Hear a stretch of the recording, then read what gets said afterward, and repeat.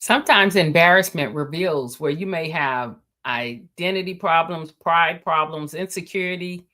Like everything is colliding all at once because embarrassment is a physiological, a mental, and emotional, and even a spiritual thing as it relates to reflection and where you may have some open doors and not know it. But embarrassment, man, it is a bugaboo. It's inevitable. It doesn't kill you, but it can stop you or cripple you if you allow it to. And that's the craziest thing I would say about embarrassment. And that's what we're going to talk about today on Be the Clay, Shifting and Transition. Because embarrassment, if I ask right now who's been embarrassed, everybody's hand will go up at some time or another, but they're still here. You're still here. I'm still here. And so we really want to look at embarrassment not as something to be ran toward with glee, but also not as something to hurt yourself in that you're trying to avoid it so much. It is not it's not your circular, it's not your true north. Embarrassment is not your true north. It's just something that often happens in people's lives. And so that's what we're going to talk about today on Be the Clay, Shifting and Transition.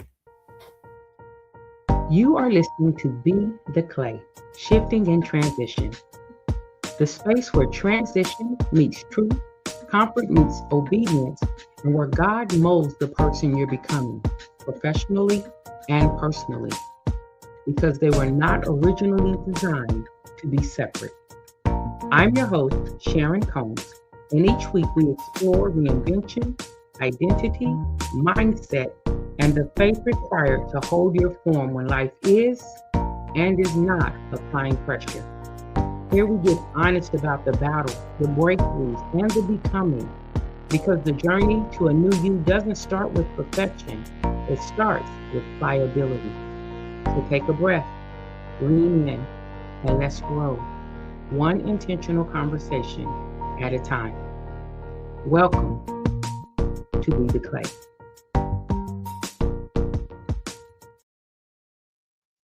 Hey guys, how you doing? This is Sharyn Combs, UCDI Leadership and the Ecosystem. And this is Be the Clay. We're doing a series right now talking about where leadership and embarrassment, like what you can learn from embarrassment in leadership. Leadership is a very visible endeavor. And so I want to say sometimes embarrassment does reveal where your identity, pride, and your insecurity, compassion, and visibility are all colliding at the same time. It's like a wreck. One thing I have learned though is leadership is not just about what you build publicly. I often say the sexiest part of being sexy is the unsexy work. And so today we're going to talk about the deluge before the discipline. Here's a part a lot of people skip. They love to say it refined me. It did refine me every time. But before refinement, there's usually like a flood. This is where there's heat in your face, the racing heartbeat, the tight chest, your stomach drops. You have physical symptoms of embarrassment, internal symptoms, the urge to explain yourself, to validate, the desire to disappear. Or can we just be honest? The temptation to clap back. How dare they? Ain't that some stuff? Or I wish they would get a taste of their own medicine. These are things that people don't often say out loud. Let's be honest. These are things we don't actually put we don't put this in a prayer. We'll say, y'all just pray for me and pray for them. But there's a flood of emotions and thoughts that you will need to process, regulate, and then move forward intentionally. You wouldn't put, I wish that we get a taste of their own medicine. That's not something you're going to see in a LinkedIn post. You may see it in a Facebook post, but you shouldn't. And it's not something you're going to say in your Sunday morning testimony. Having a thought is not always the same thing as choosing the thought. And that's what I need us to get. That is what I need us to get. That is something the potter, my Heavenly Father, the potter, it really worked with me on like a couple decades ago. He's probably still working with me on it now. As a matter of fact, I know he is, but at least I'm aware of some of the language and some of the rules. Awareness drives behavior.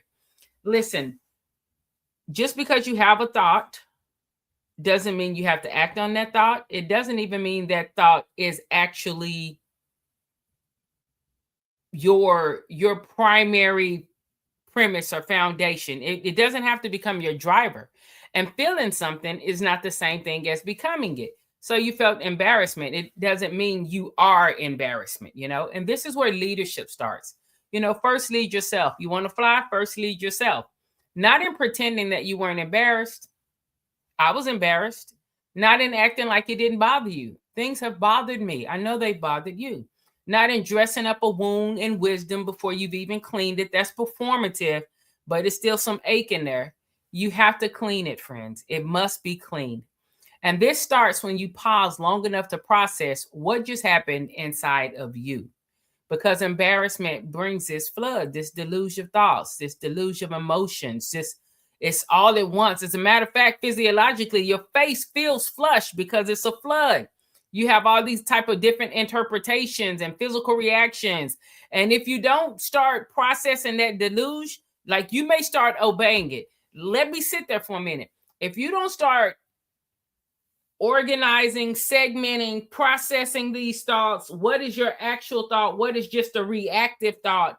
Then what happens is it may begin to drive you. You may start obeying those thoughts. And then you end up in a worse state than the embarrassment even was. You're adding insult to injury. You begin to respond to it. You understand what I'm saying? Like giving it main character energy. No, it doesn't get main character energy. Feel it. Feel it. It's embarrassing. That's embarrassing, man. And I hate that that happened for you. I hate that it happened for me. You know, I hate that it happened for the person who embarrassed me because, you know, there's a song, God Don't Play About Me, but I don't know what may or may not be being worked out in them. I have to figure out what may or may not be being worked out in me. You know, it's not my job to work something out in them. It is not, even with the being petty. In today's world, you hear people say, I'm petty and proud. It hurts my heart when I hear it. Because if you are being petty, then you're taking your own vengeance, even though it's small. And so it's a lesser victory. I know a lot of people, you know, because it's so common, people go with it. But when you decide to be intentionally petty in response to something someone has done for you, that is, the world may clap for you. But if you're really trying to learn and lead and be led and be obedient to the potter, you're actually in his shoes because vengeance is his. And if you being petty in response to something ain't a form of get back, then okay. But let's be real. All right, I've digressed there. So when you're embarrassed and things like that, you don't want to give it main character energy, you know? And if you don't process the emotions, you may respond to embarrassment like a character assassination. You can snap at people who had absolutely nothing to do with it. You may overcorrect. You may shut down. You may stop doing something good because somebody else mocked it, you know, and I had to go through that. You end up giving the puppy away because it peed on the carpet when the truth is you ain't even mad at the puppy. You were never really mad at the puppy or the kitten or your coworker or your significant other or the person who cut you off in traffic. You were carrying something else. And this is why we must learn the difference between a thought passing through and a thought taking over. Some thoughts are visitors. Some thoughts are warnings. Some thoughts are on the outside knocking, hoping you'll let them in. They're old wounds that are knocking. They're lies looking for a chair to sit in. Just because you think it doesn't mean it is true. For example, everyone's not looking at you when you arrive late. Everyone's not looking at the small, but you think is large coffee stain on your already brown shirt. Most people are not really thinking about you at all. They're thinking about themselves, their work, their schedule, their bills, their hopes, their dreams. Sometimes thoughts are pain asking to be processed. Message. Some thoughts are pride trying to defend itself. Message twice. Some thoughts are wisdom trying to get your attention. Pay attention to those. But every thought does not deserve authority. And this is where rumination comes in, guys. Rumination is when you keep replaying the moment without processing the meaning. Come on. You keep replaying the moment without processing the meaning. Recently, I was at a restaurant and the restaurant had some subpar service. And it's a restaurant I go to all the time. The service has kind of started lacking here over the past few weeks. I just think they don't have enough employees. But I've been sitting outside for about 20 minutes. A lady walked in did her order and came back out. And so I was like, okay, obviously I need to get up. Now I was working there and it was a beautiful day, so I wasn't even hot over the 20 minutes. I was wondering, where's the server though? So I go, I do my order, I come back out. This lady, you know, you can tell she's affluent. She's driving a Maserati. And you can tell affluence. She has a couple of, she's not worried about the bills right now. Or if she is, she's doing a great job of not making it look like that. The moral of the story, though, is the restaurant was a cultural restaurant. You know, I was there for Taco Tuesday. And someone in there who had been drinking, a customer, and her, like, they had words. Now, I'm not aware of this. I'm outside, but they had words, and the gentleman called her trash. I didn't hear him call her trash. But we're talking about rumination, and when you keep replaying a moment, you know, you keep replaying a moment, and if you keep replaying a moment for long enough, it'll turn into like a pattern, like it's a reason. And so when he said that to her and he called her trash, I was not in there. I definitely got to see what was happening though, because she came outside and we were having this conversation, and I'm because I do what I do, I'm actually trying to de-escalate her without trying to correct her, if that makes sense. But she just kept replaying it. How you gonna call me trash? Don't he know? I mean, it was just, that I could tell that thing landed, right? But I wasn't gonna dare say that to her.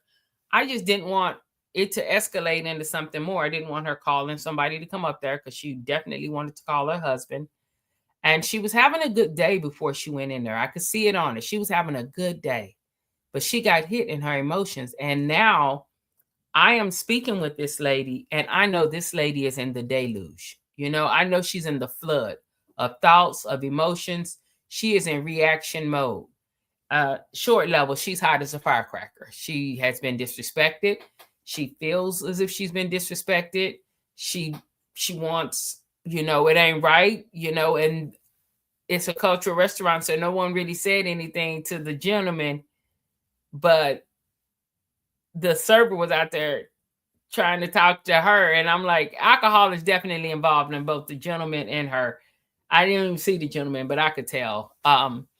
So anyway, the moral of the story, she keeps replaying this comment, right? She just keeps replaying that moment without processing the meaning. And I hated it for her because she was in such a good mood when she came in. You know, it's Memorial Day weekend, that type of thing. It was just after Memorial Day weekend. And this is what happens when you're ruminating on something, and you're ruminating, it's keeping you stuck right there. You know, you're not processing anymore. You're just ruminating. You're not looking for meaning. You're not trying to be objective in it. You just like, ooh. And so what I want to talk about right now a little bit is this. This is the deluge, guys. As a matter of fact, let me just keep it going, because this is the deluge. This is where all these emotions come in, and you're like, what in the world is going on? And so when it's like that, this is when I just want to tell you, go ahead and feel it.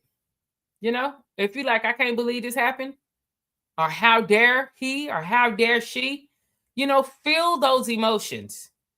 Feel it. Feel it. It's coming. There's nothing you can do. I don't care if you have 16 umbrellas. You still finna get wet from this day, from this flood, from this rain, from this deluge, from this downpour, or this uproar of emotions, because it's just coming. It's coming. But you don't want to be stuck there forever. And so if you keep hearing the comment, you keep seeing the face. I bet she could see the face of that man saying, you know, imagining what she could or should have said, you know, could have said. She's building this courtroom in her mind where she's the victim, the prosecutor, the judge, and the witness. Message: the more attention you give a thought, the stronger that feeling can become.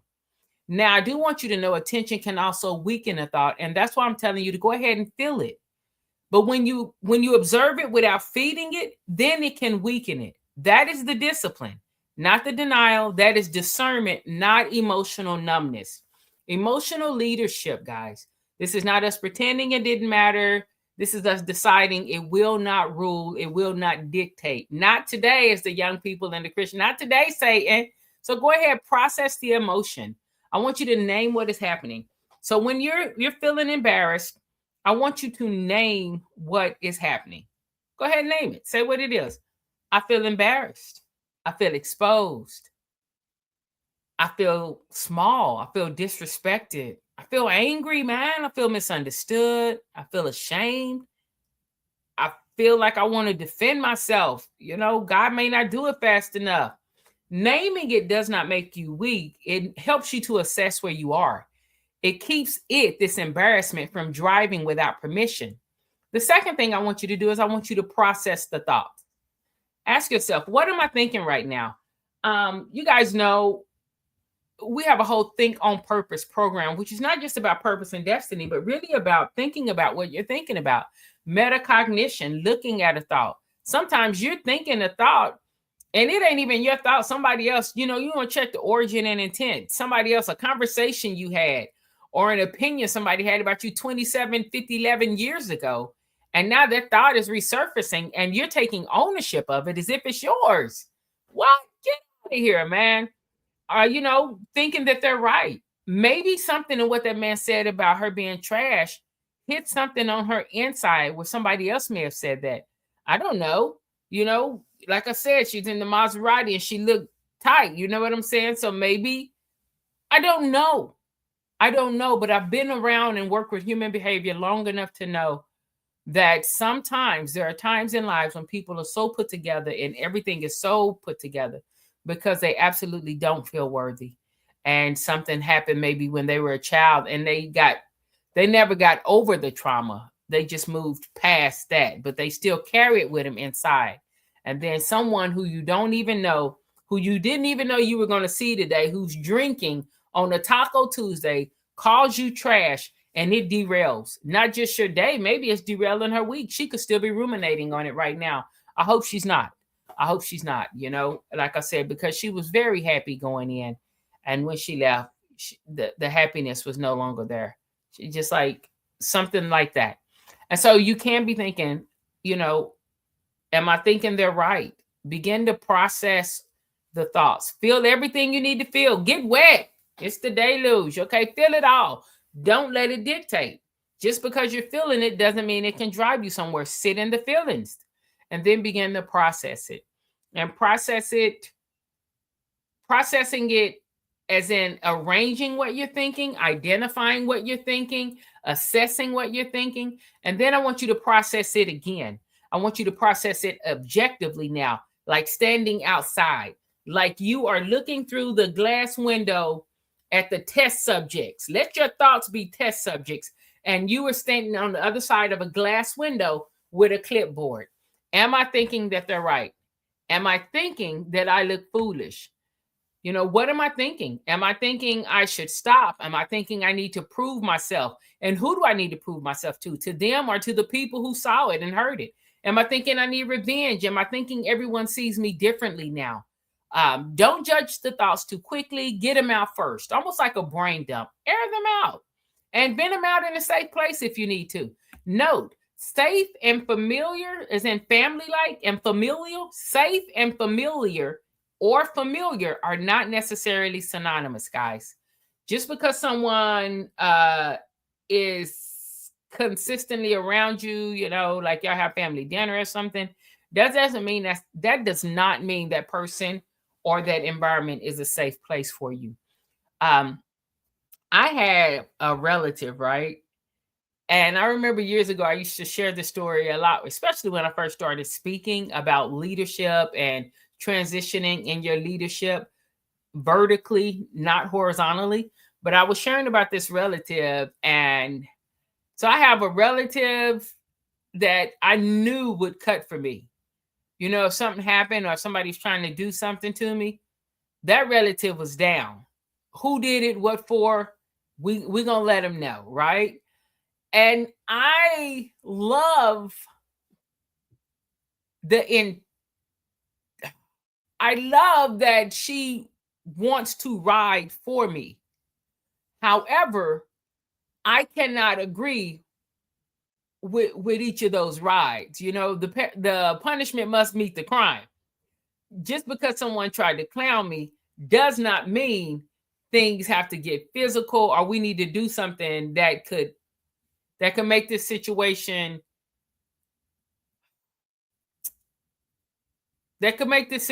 something that's not even worth it. You know what I'm saying?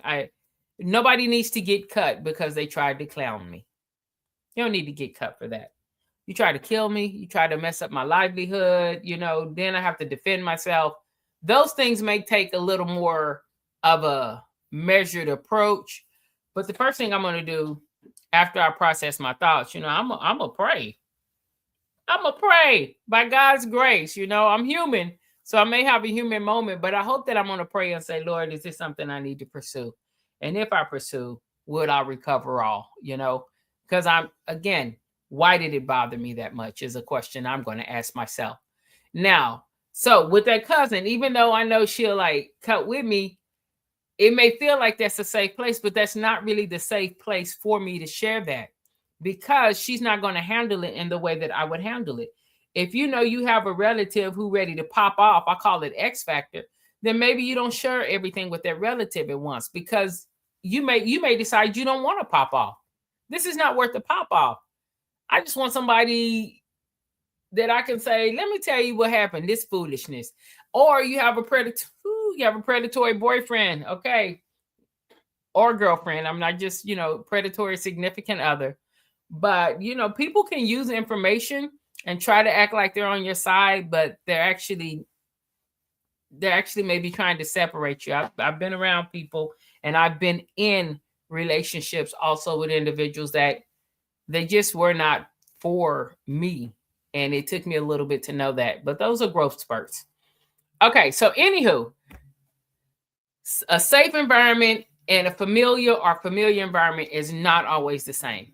But in that safe environment, you want to be able to say the ugly part where it doesn't destroy your life or put your life 2 or 3 years behind. Unprocessed thoughts do not disappear. Let's take a quick break. As we're taking this break, I definitely want you to listen to the options of what you can do within this break. But I also want you to be thinking, do I have a safe place?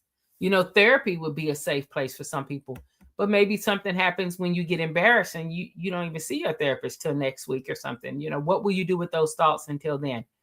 And so, yeah, I wanted to share that with you. And let's take this quick break so we can, pay some sponsors. Do you want greater success and satisfaction in your career? Do you have ideas that you desire to contribute? Then it's time to invest in you. Imagine you building and managing a high-performance team, managing conflict and difficult conversations, understanding financial management and budgeting, creating and implementing strategic plans, building and maintaining relationships with stakeholders. Our programs are designed and tailored for individuals seeking to grow and succeed in their leadership roles. UCDI's Change the Narrative Progressive Leadership is a mid-level leadership program designed specifically to develop the skills and knowledge necessary to take on greater leadership responsibilities in a sustainably scalable format.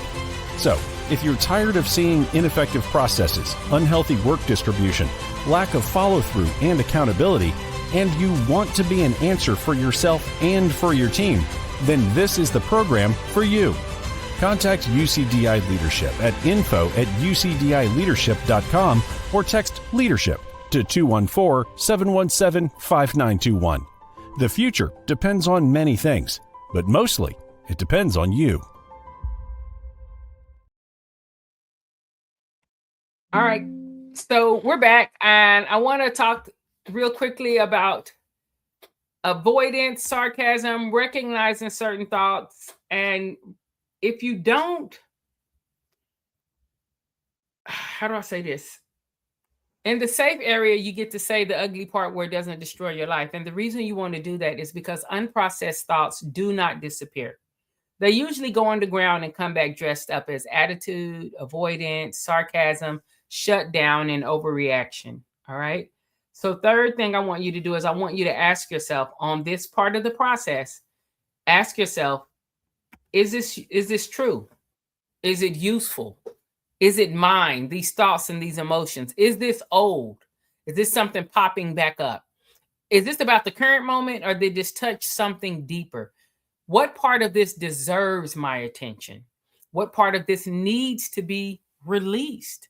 And what part of this is just information? Definitely you want to add the ID what's part is noise, so you can cut that out. And this is part of us processing from the objective place. Because your first assessment may still be emotional, that's okay. Simple and easy are not the same thing. It's simple to pause. It's not always easy when your face is hot, your heart's racing, and your pride is trying to write a press release. Let me tell y'all what happened. You want it out there. But this is where leadership and maturity are formed, guys. After you process and assess, then you get to choose. You get to intentionally say how you want to move forward. Not from emotionalism, not from revenge, not from image management, not from shame, or not from the need to prove something. I felt all of these things. You choose from intentionality, and that's what separates you. What response honors who I'm becoming and who I became? What response preserves my peace? What preserves dignity? What response prevents me from adding insult to the original injury? What response helps me grow instead of just react? Guys, this is leadership and this is maturity. Leadership is not denial of what's happening. Not at all. Leadership is choosing what gets to govern your response. Embarrassment may visit. It may. Anger may visit. Shame may visit. Revenge thoughts may visit. Old wounds may visit. But they don't get the keys. And that's the point here. They don't get the keys, man. They don't get the steering wheel. They do not get to turn an undesired moment into a destructive pattern, into like the track that you're going to run on for the next 6 years. Sometimes it'll come back, the feeling of embarrassment a day later, 2 weeks later, 6 months later, 2 years later, someone you haven't seen, you see them at a high school reunion and they ask you about it. So now the memory resurfaces, a similar comment is made, a similar feeling is encountered. That doesn't mean you failed. It means you have another opportunity to assess it with wisdom. You can say, I remember you, but I don't obey you anymore. You don't dictate. You don't have to yield to every feeling, guys. That is refinement, not the absence of the initial flood. Refinement is learning how to stand in the flood without letting it carry you away. Some strength in the knees and the legs. So yeah, embarrassment taught me leadership. But not because I became immediately wise. It taught me leadership because I had to sit in the uncomfortable middle. I had to sit in the messy, the muddy, the honest, the exposed, the I am bothered and I need to know why middle. And that middle is where many people either mature or malfunction. I want us to mature. I want you to mature. I want us to stop performing like things do not hurt when they do. To stop giving temporary emotions permanent authority, but to process it. Let it refine you. I want us to process the thoughts, process the emotions, feelings, assess it honestly. You know what? That ish hurt, man. Assess it again objectively after you dump everything out, and then choose intentionally. That is how you think on purpose. That is emotional leadership. That is what it means to be clay and still choose the potter. Choose his instruction, his direction. And that's why I say again, simple doesn't mean easy, but you can do it. You can do it. When we learn to examine thoughts intentionally instead of emotionally reacting to things around us, things around an event, the instance, what happened, our leadership will change, guys. Our relationships change. Our character changes. Our confidence changes. Our discernment changes. That is the deeper work, and you are worth the deeper work. Not just success externally, but alignment internally. That is think on purpose. And so that's been our Be the Clay today. I hope that it has been helpful for you. I hope that you recognize, what it is, what embarrassment can teach you about leadership. Sometimes what's meant to discourage you ends up refining you, and that is beautiful. All right? That is beautiful. We'll continue more on this embarrassment and leadership series because there are nuggets in everyday life. And I want you to get all the nuggets. I want me to get all the nuggets. We are called. We have a higher purpose, and we're called to not just be base creatures driven by only our emotions. We get to choose. We can be intentional. You guys know I have a book out called Think on Purpose. Feel free to check it out. It is on, definitely it's on Amazon where you can purchase books. It's also within the app. And if you would like to give to this podcast, you can do so by simply scanning the QR code up there in the corner and just give from your heart. That's what that QR code for is, give from your heart. It allows me to be able to do what I do. It allows us to be able to do what we do as far as having like the low cost quarterly trainings for people locally, sometimes virtually, and to share the knowledge that we have with people who sometimes can't afford it, or they just are not exposed to some of the things we've been exposed to. But by all means, we would love any support you could give there. And if this has been beneficial for you, something you can do that's not financial, you can share it. You can subscribe to the YouTube page. You can subscribe to us on the podcast platforms, wherever you get your podcasts, and you can share this.